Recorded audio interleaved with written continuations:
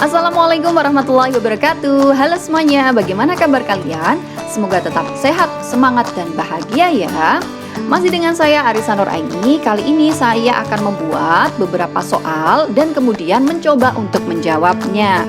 Kalau misalnya kalian merasa, Bu, jawabannya salah tuh, harusnya seperti ini, boleh sekali ya kalian memberikan jawaban yang betul menurut kalian dan menuliskannya di kolom komentar.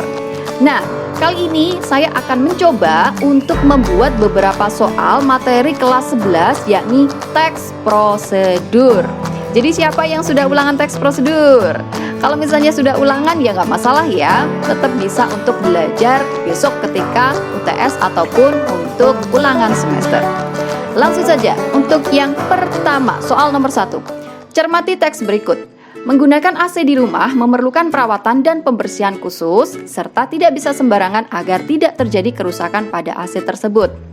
Sebenarnya, untuk membuat AC menjadi bersih kembali tidaklah sulit. Hanya saja, banyak di antara kita yang tidak mengetahui caranya. Berikut beberapa cara yang bisa digunakan pada saat melakukan pembersihan AC di rumah. 1. Pastikan AC mati. 2. Bersihkan bagian cover AC dan filter AC. 3. Bersihkan kumparan evaporator dan kipasnya. 4. Bersihkan unit outdoor dari AC. 5. Gunakan alas pada bagian bawah AC. Verba imperatif dalam teks prosedur tersebut adalah A. Menggunakan, memerlukan, membuat, membersihkan. B. Menggunakan, memerlukan, pastikan, bersihkan. C. Menggunakan, pastikan, bersihkan, gunakan. D. Pastikan, bersihkan, gunakan, perhatikan. Atau E. Pastikan, bersihkan, gunakan, bagian. Coba sekarang kalian jawab. Sudah? Jadi, verba imperatif masuk ke dalam materi ciri kebahasaan teks prosedur. Verba imperatif adalah kata kerja perintah yang biasanya dibentuk dengan akhiran kan, i, dan lah. Ingat ya, kata tersebut memakai akhiran. Jadi, tidak dengan awalan karena maknanya akan berbeda. Kalau kita lihat dari pilihan A sampai E, A, B, dan C itu menggunakan awalan. Menggunakan, memerlukan, ada awalan me di situ, berarti A sampai C jelas salah. Sekarang kita lihat untuk yang D dan E. Pastikan, bersihkan, gunakan. Nah, bedanya di yang terakhir, perhatikan dan bagian. Jelas ya, berarti jawabannya adalah yang D. Karena tadi verba imperatif itu menggunakan akhiran kan, i, dan lah. Sedangkan untuk yang pilihan jawaban E, yakni kata bagian, itu bukan merupakan verba imperatif. Lanjut ke soal nomor 2. Perhatikan teks prosedur berikut. Untuk mengisi formulir laporan transaksi atau LT maupun laporan transaksi keuangan mencurigakan atau LTKM, ikuti langkah-langkah berikut. 1. Selalu menggunakan huruf kapital atau huruf besar saat mengisi formulir. 2. Menggunakan karakteristik tambahan pada tulisan atau huruf seperti bold, huruf tebal atau italik, huruf miring. 3. Gunakanlah huruf kapital X saat mengisi kolom checkbox atau pilihan. 4. Satu kotak hanya boleh diisi dengan satu huruf. 5. Besar huruf dalam pengisian minimal 80% dari volume kotak dan tidak melebihi dari batas garis kotak. 6. Ikutilah petunjuk dengan baik dan benar. 7. Kertas formulir tidak boleh terlipat, kotor, atau basah. 8. Untuk pengisian field berikut harus mengikuti master data PPATK yang dapat diunduh dari laman PPATK. Kalimat persuasif pada teks prosedur di atas ditunjukkan pada nomor A. 3 dan 5, B. 2 dan 6, C. 1 dan 2, D. 3 dan 6, atau E. 1 dan 4. Silahkan coba dijawab dulu. Oke, kalimat persuasif terdapat dalam ciri kebahasaan teks prosedur. Kalimat persuasif merupakan kalimat yang berisi ajakan atau bujukan. Bisa berupa kata ayo, mari, jangan, atau kata kerja berakhiran lah.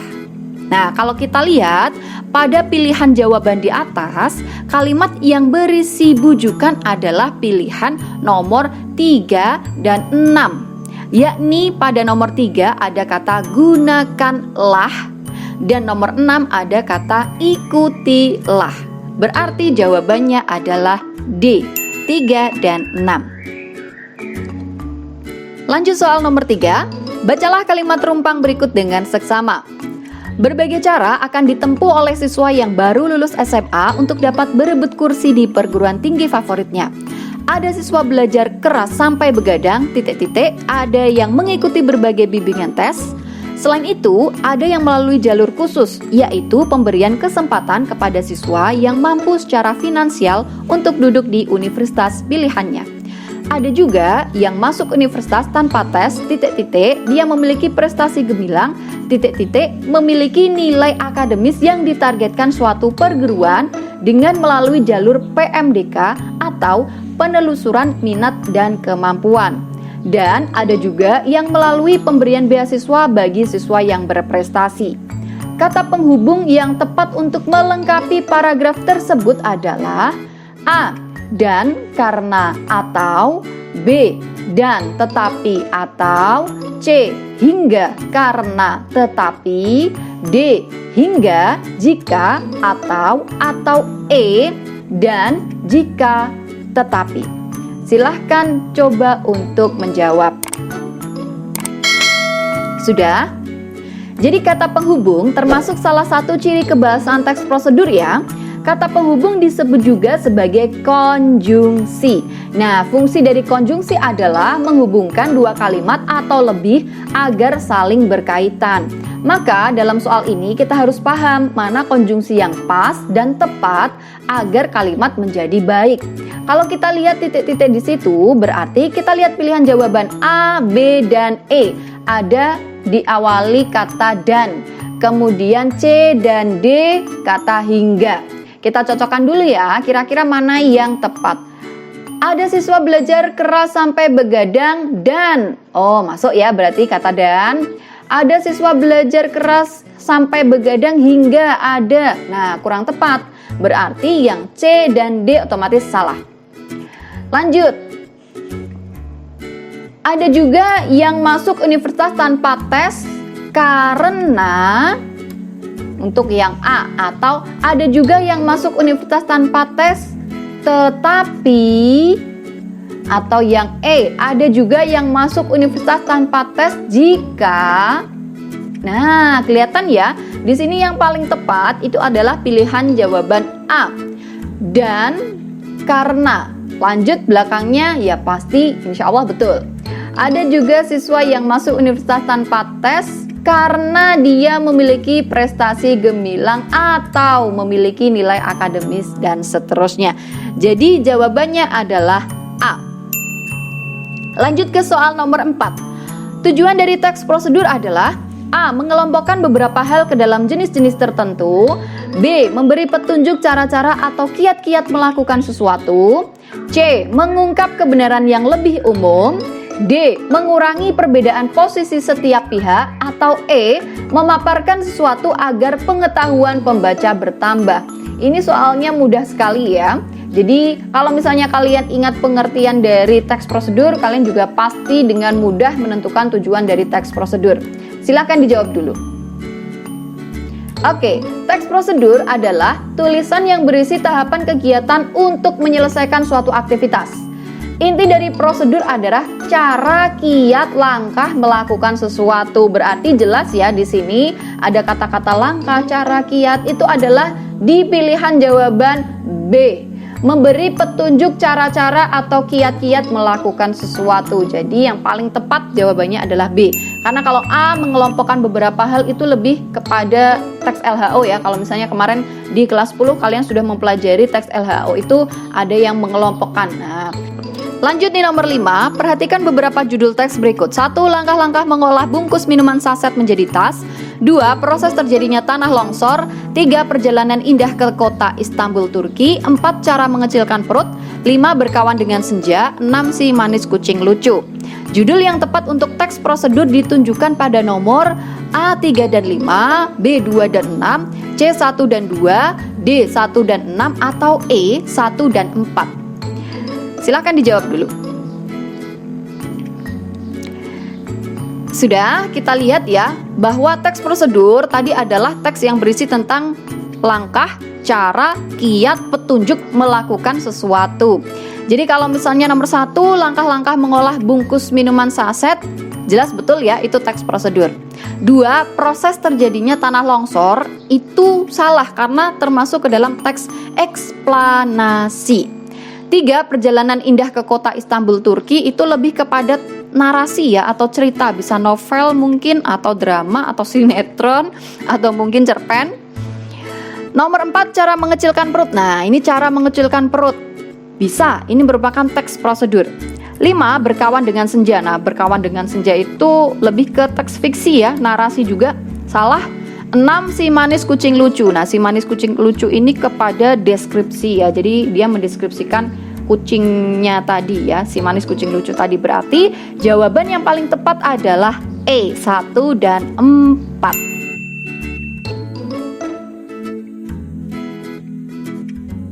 Soal nomor 6. Komputer merupakan salah satu perangkat elektronik yang sering digunakan untuk memudahkan pekerjaan manusia. Sebelum digunakan, komputer ini harus dioperasikan terlebih dahulu. Dalam pengoperasian komputer, kita harus mengikuti setiap prosedur bagaimana cara menghidupkan komputer dengan benar. Kutipan teks prosedur di atas merupakan bagian A. Pernyataan umum, B. Tujuan, C. Tahapan-tahapan, D. Kesimpulan, atau E. Langkah-langkah. Silahkan dijawab terlebih dahulu. Sudah? Jadi dalam menjawab soal nomor 6 ini kita harus ingat bahwa informasi dalam teks prosedur itu ada 2 ya, yakni pernyataan umum dalam teks prosedur dan tahapan dalam teks prosedur. Nah, pernyataan umum itu terdiri atas pengertian, tujuan, dan jenis. Sedangkan tahapan itu berisi persiapan dan langkah-langkah. Jadi pernyataan umum atau penjelasan umum atau bisa disebut sebagai pembuka dalam teks prosedur adalah tulisan yang berisi tujuan atau hasil akhir yang akan dicapai jika seseorang mengikuti langkah-langkah yang ada pada teks tersebut. Sementara itu, tahapan-tahapan ialah prosedur yang harus atau wajib diikuti agar mencapai tujuan yang diinginkan dengan tepat. Kalau kita lihat di situ ada pengertian komputer merupakan. Nah, jadi jelas ya kalau ada pengertiannya di situ berarti kutipan teks prosedur di atas merupakan bagian pernyataan umum karena di dalamnya ada pengertiannya. Jadi jawabannya adalah A, pernyataan umum. Nomor 7, perhatikan teks berikut. Rebuslah air secukupnya sampai mendidih. Setelah itu, celupkan daun jeruk purut beberapa saat agar daun itu lunak. Lalu angkatlah daun jeruk purut dan tiriskan. Tumbuk selembar daun pandan dan diberi air matang. Setelah itu, peraslah untuk diambil airnya. Kutipan tersebut termasuk bagian dari titik-titik teks prosedur. A. Pernyataan umum, B. Tujuan, C. Tahapan-tahapan, D. Kesimpulan, atau E. Penegasan ulang. Silahkan dijawab terlebih dahulu. Sudah? Jadi ini hampir sama seperti yang soal nomor 6 tadi, bahwa informasi dalam teks prosedur itu ada 2 ya, pernyataan umum dan tahapan. Jadi kalau kita lihat di situ, rebuslah, setelah itu lalu angkatlah, tumbuk. Nah, berarti kan itu merupakan langkah-langkah dalam melakukan sesuatu. Jadi langkah-langkah itu termasuk kemana? Langkah-langkah termasuk ke dalam tahapan. Jadi jawabannya adalah C, tahapan-tahapan. Soal nomor 8, berikut termasuk teks prosedur kompleks kecuali A. Sistem peredaran darah manusia, B. Proses pengurusan KTP elektronik, C. Cara membuat botol kaca, D. Cara membuat donat, atau E. Cara menggunakan ATM. Coba dijawab dulu. Gampang sekali ya. Jadi pasti kalian juga bisa menjawabnya dengan betul. Jawabannya adalah A, sistem peredaran darah manusia. Kenapa? Ya karena sekali lagi teks prosedur itu adalah teks yang berisi tentang langkah-langkah petunjuk cara kiat melakukan sesuatu. Kalau kita lihat B sampai E itu kan proses, cara, berarti itu betul teks prosedur. Sedangkan A, sistem peredaran darah manusia, itu bukan merupakan teks prosedur. Soal nomor 9. Teks prosedur yang pada setiap langkahnya bisa diubah tidak harus runut, walaupun berubah tetapi hasil akhirnya tetap sama. Misalnya, jika memasak mie instan, kita bisa merebus dengan memasukkan mie dan bumbu ke dalam air rebusan dari tungku, atau bisa memasukkan air panas ke dalam wadah yang berisi mie lalu memasukkan bumbu. Teks prosedur di atas termasuk ke dalam jenis A, teks prosedur kompleks, B, teks prosedur sederhana, C, teks prosedur protokol, D, teks prosedur aktivitas, atau E, teks prosedur sistematis. Silahkan coba dijawab dulu. Sudah? Jadi, teks prosedur itu sebenarnya terdiri atas 3 jenis. Ini juga belum saya bahas di video teks prosedur, jadi silahkan disimak. Ini merupakan materi tambahan. Teks prosedur yang pertama adalah teks prosedur sederhana. Apa itu? Yakni teks yang berisi langkah-langkah sederhana yang biasanya hanya terdiri atas 2-4 langkah saja dalam melakukannya. Contohnya, cara login Facebook, membuka WA, Twitter, Instagram, dan sebagainya. 2. Teks prosedur kompleks. Nah, teks prosedur kompleks yaitu teks yang berisi banyak langkah dalam melakukannya. Contoh, cara membuat sambal balado, cara mengajukan pembuatan kartu SIM, cara memperpanjang STNK, dan lain-lain. Dan jenis ketiga adalah teks prosedur protokol, yakni teks yang pada setiap langkahnya bisa diubah tidak harus runut, walaupun berubah tetapi hasil akhirnya tetap sama. Jadi jelas ya bahwa jawabannya adalah C, teks prosedur protokol. Nah, soal yang terakhir, nomor 10. Cermati kalimat acak berikut ini. Cara menghilangkan noda dengan baking soda. 1. Gosokkan pasta baking soda pada noda pakaian. 2. Keringkan pakaian dengan dijemur. 3. Cuci pakaian seperti biasa. 4. Buatlah pasta kering dan baking soda dan 4 sendok air hangat. 5. Biarkan pasta kering. Urutan yang tepat agar kalimat-kalimat tersebut menjadi prosedur yang benar adalah A. 4, 1, 2, 3, 5. B. 4, 1, 2, 5, 3. C. 4, 1, 5, 3, 2. D. 2, 4, 1, 5, 3. Atau E. 2, 4, 5, 3, 1. Silahkan coba dijawab dulu. Sudah? Jadi, mengurutkan langkah-langkah itu sering muncul pada soal prosedur. Tentu saja dalam memilih jawaban yang benar, kita harus teliti dan paham betul dengan apa yang sedang dibahas. Nah, jika soal acak seperti ini muncul, jalan termudah untuk memilih jawaban adalah dengan melakukan eliminasi pada jawaban. Contoh, kita lihat jawaban A sampai C diawali dengan nomor 4, yakni buatlah pasta kering dan baking soda dan 4 sendok air hangat.